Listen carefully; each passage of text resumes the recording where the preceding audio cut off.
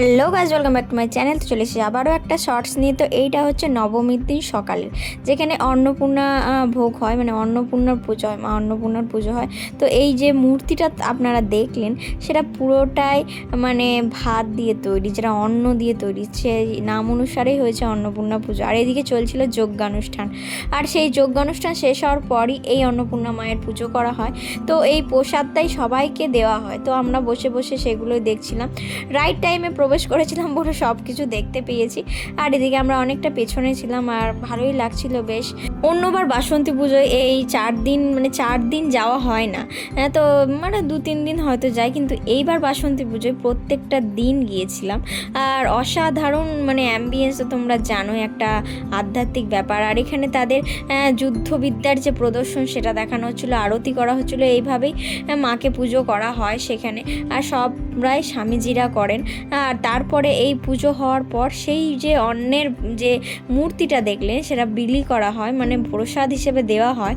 আর তারপরে আমরা ভোগ খেতে বসে গিয়েছিলাম। ভোগে কী কী ছিল তোমরা নিশ্চয়ই দেখতে পাবে, খিচুড়ি, পায়েস, তরকারি আর চাটনি। তো এই দিয়ে আমাদের সেদিন দুপুরবেলার খাবারটা খেয়েছিলাম সেই ভোগের প্রসাদ দিয়ে। তারপরে আমরা এতটাই গরম পড়েছে যে আইসক্রিম না খেলে চলছিল না। তো সবাই নিজের নিজের ফেভারিট আইসক্রিমগুলো নিয়ে নিয়েছে। আর তারপরে আমরা হাঁটতে হাঁটতে বাড়ি চলে এসেছিলাম। আর এই জনসমুদ্র দেখে তোমরা বুঝতেই পারছো যে এইটা ছিল সেদিন রাত্রের ক্লিপস। তো সেই দিন নবমীর রাত্রে একটা যজ্ঞানুষ্ঠান হয় অনেক বড় করে। তো সেইটার আগে কার্তিক মহারাজ আমাদের কিছু বক্তৃতা দেন। আর এইভাবেই চারিপাশেই এইভাবে মানে যে মহাকুণ্ডটা আছে যজ্ঞকুণ্ড, তো তার পাশে এইভাবে ঘোরানো হয়।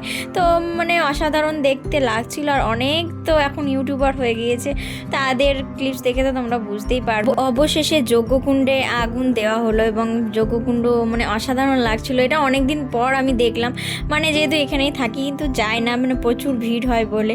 আর আমি একটু ভিড়কে অ্যাভয়েড করে চলি। তো মানে এইভাবেই মানে প্রচুর ভিড় ছিল। আর মেলায় সেদিন জনসমুদ্র ছিল, মানে এতটাই ভিড় ছিল, সেই ভিড় ঠেলে আমরা ট্রেনে চেপে পড়েছিলাম, যেহেতু আমি কোনো রাইডে চাপতে পারি না।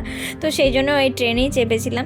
আর তারপরে কিছু খাওয়া দাওয়া করেছিলাম, এর মধ্যেই বৃষ্টি চলে এসেছিলো। তো সেই জন্য আমরা একটা জায়গায় বসেছিলাম। আর এই ফেভারিট আইসক্রিমটা তোমরা কে কে খেয়েছো সেটা নিচে কমেন্টে অবশ্যই জানাও। তো দেখা হচ্ছে নেক্সট পার্টে, ততক্ষণের জন্য বাই বাই।